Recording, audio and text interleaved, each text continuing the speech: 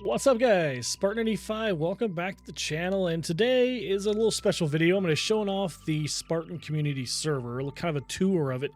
This is probably one of the first actual seasons we've had with the server, meaning that we've played an entire, playthrough. We're on day 255 right now. We've had some pretty fun builds, and I'm going to show them off. This is a console-supported dedicated server, meaning that any console can join. We can have up to 8 players in the server, so Xbox, Series X and S, and PS5 can join, as well as PC. We don't have any mods, of course. So I'm going to show you the kind of the intro starter area. This is where everybody's going to spawn in if they do join. And I do want to say the reason we're showing this off is we are getting close to a reset. So day 1 of a new server will be starting. We'll have a new map and a new Horde base design and all that great stuff. So here's the intro kind of area. We have all kinds of storage here, and anybody can come here. We have buy-own smoothies for people if they need, which I can't access because I don't have that open. Right here it is. So buy-own smoothies and badges for anybody to jump in if they need anything like that, because I know the badges can be a little pain in the butt. Here's the little complaint department too we have here. Complaint department, no one uses Smitty's watchtower. Days since last complaint, 2.5. I'll show you Smitty's watchtower real quick. It is right over here. It's kind of a place to come over and log off if we want. So, like if you need to log off, use the bathroom, we can come over here and do that. There's also another area over here. This is Kitten Ree's kind of bathroom, if we want to say. Come in here, and you can shut the door. Wrong controls there. Shut the door, and you log off if you need to. So, pretty fun. And Aramis actually hooked up piping back here. We actually have pipes that run over here, and this is where you can do your intro kind of water drink from a water source quest over here too. So it's very set up for like entry players, jump into the world and stuff like that. This was our first garden, started by Smitty and Uzar here, and like see there's nothing here. I'll show you guys the new garden. Everything's been moved to the Wasteland right now. This was our first mine. You can kind of see we have a mine shaft going all the way down. It goes pretty deep too. We had a lead vein going all the way down. We mined out, so that was a lot of fun. And then here is a Horde base built by OPR, kind of a personal Horde base here, kind of a 1-person, maybe a 2-person Horde base. AFK setup, you can see they have the triangle blocks here, the wedges, so the zombies come up here and they'll be basically pushed off. If I can jump, let me get out of God mode here. Go here. So basically when the zombies run here, they're going to be pushed off. And it's kind of a rinse and repeat. They run back over here and get back up there. I really like the use of these triangle kind of spikes right here at the top. Also kind of makes the zombies fall off. If I go here, get out of this mode here. So if your zombies are sitting here, they're going to jump and be pushed back. And if they're in the right spot, they'll jump and be shoved off also. So it's a really, I really love those blocks being used there. And then they also have the wedge tips on top and the spikes on top for the birds too. And then inside, here's the inside here, nice and painted. Got iron bars on the bottom to keep the crawlers from being able to get in. And then the door opens wherever you want to fight, like this. So very nice, kind of a 1-person, maybe a 2-person base that's I think very well made. All right, well next up is the very first base that we used in the server. I built the initial base by day 7, and then it's kind of been tweaked and refined by the community over time, and each side has a different way for the zombies to get to us. I built this thinking to test out different ways to see which one works best, but honestly they all work very well.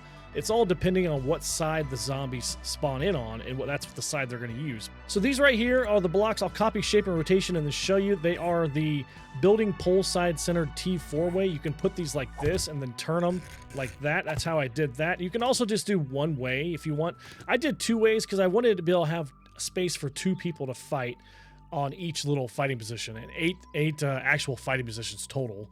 And all I did was 1 ramp going across, and then they come over here, and then the zombie's gonna run across, and each side has the exact same fighting position. Okay, what this block is, here's the pole double top. So I'm gonna copy, shape, and rotation just so I don't have to cycle all through these. Boom, and I'm gonna copy, shape, and rotation of this one just to show you. You put them like that, it keeps the zombies from being able to crawl through, and you also have a decent little fighting position, especially for 2 people if you want. Below is just iron bars, and then right here is just a pole double top. I'll show you that real quick. On the bottom is just a pole double top right there. And then iron bars on the outside. So on the outside, it'll look something like this. I'll show you guys real quick. This is the wedge 60. And then right here is the wedge 60 tip. And you put those together like that, and you'll have a nice long wedge for the zombies to build. When they do jump, they get knocked off. So if they're right here, they jump, they're going to get knocked back. That's a Wayward Echo block. I just want to give him credit for that. He's the one that showed me that style. This one was kind of an experiment, but what I did is I took the block, and I'll show you the block real quick. These are the railing diagonals, so they got to be the diagonal, and you just put them in like this. We put that one right there. So you just do them like that, and you just do them all the way across. Now you can also just do, let me get this set up. You can also, if you want, just do this. And the zombies will run across this right here. Those wooden frames right there. But like I said, I did it for 2 people. So let's pick all those up. But this works really well. The zombies do run across it. I can run across it, as you see, but I do fall. Out of all the 4 fighting positions, I think the zombies had the most difficulty with this. So if you're really looking for more of an AFK style way for the zombies to get to you, this is a really good one, and they still see it as a good path to get to you. Now over here is just simple poles. These are the pillar 0.025 middle is what these are. So they're this block here, and you just put them all the way across. I have 2 rows of them, and you kind of see how I built this here, just coming up and then connect them all. This works really well. It's a very effective way, and it still thins out the zombies very well, and they see it as a good way to get to you. Now here's a tried and true method. I just kind of went with something simple just in case none of these did work. This is the security gate centered. Very simple, very good block to use, and the zombies do fall off it, and they see it as a good way to get to you, and it works almost every single time. So if you're looking for a very simple but effective way to get the zombies to you and prevent pileups, this is a very good block to use. And then on the inside, we just put these little doors. Just put a door on the ground here and flip it up. That kind of works a little bit. I mean, they'll be able to crawl over the top, but you can flip these up if you want. Like I said, they work okay, not the greatest. On top, we have scaffolding ladders and then the shotgun turrets to keep the birds out and to stop the bird puke. And a lot of people like to just come up here, and you can actually sit right here and rain down explosives or Molotovs on the zombies, and it works really well, at least until you start getting cops or puking vultures. But a lot of people, we like to have half the group up top and then the other half down below doing melee damage. And this is a pretty oversized base. Like I said, it's built for 8 people. So if you want to condense this base and maybe have 2 fighting positions or just 1 fighting position, these are just some good ideas for you guys.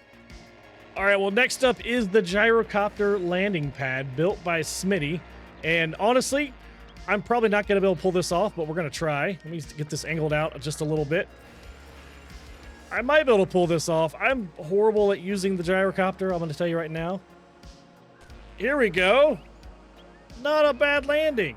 Okay, we'll take it. But it has a little backstop, so when you come in, you can be stopped. But there's the gyrocopter landing pad built by Smitty. All right, well, next up is Totally Not an Illegal Supercorn Farm by Smitty. And yeah, totally legit, right? Not illegal at all, but this is a supercorn farm. This is only one of them, by the way, too. And if you guys don't know, supercorn, once you can get it growing, is a great thing to sell to the traders and make lots of money. We have infinite money, basically, with supercorn. So here's one of the farms, and I'll show you guys the other one later in the video in the Wasteland. All right, well, I promised Kitten Rhea I'd show off the Scaredy Cat base. This is what she calls it. This is kind of like you're stuck here in the middle of the night, you're trying to get your Wasteland badge or your Snow badge, and then you just don't want to stay out at night. This is the Scaredy Cat base. You can come in, you got a couch, a leather chair, and then this is pay it forward, which we have a lot of these in this world. This is the style of players we are. We love to leave little boxes here for players that just happen to stop by, or maybe newer players that need some honey or some raw meat or something like that. You'll see a lot of those boxes around here. Here's just another example. We have a smoothies supply box. We call this the Crossroads. We have the snow, we have the Wasteland, and then we have the green biome there. We call this the Crossroads. It's a good place to get your biome badges, but we just have some stuff here to make your biome badges, or maybe some food and some coffee or Mega Crush. There's also a Frostbite smoothie in here, and these are all unlocked. We like to leave these for people.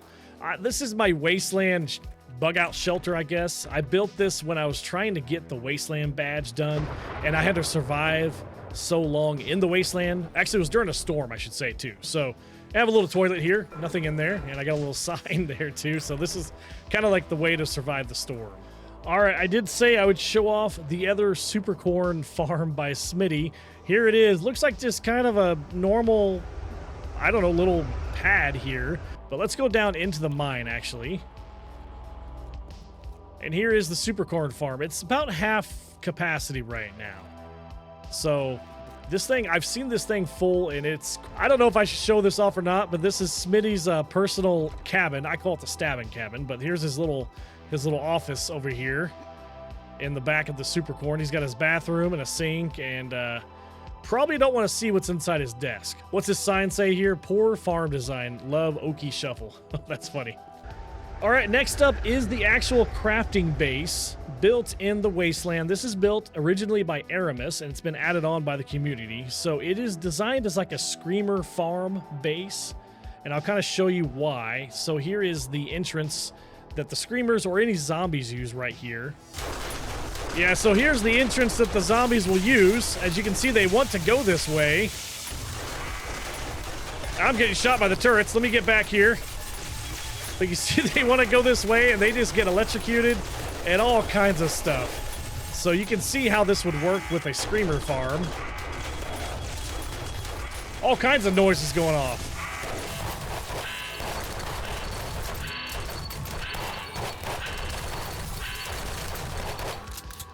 Okay, that was pretty fun. So screamers, when you get like a screamer farm, because inside, I'll show you real quick inside, we have like all the cement mixers, the chem stations, the forges.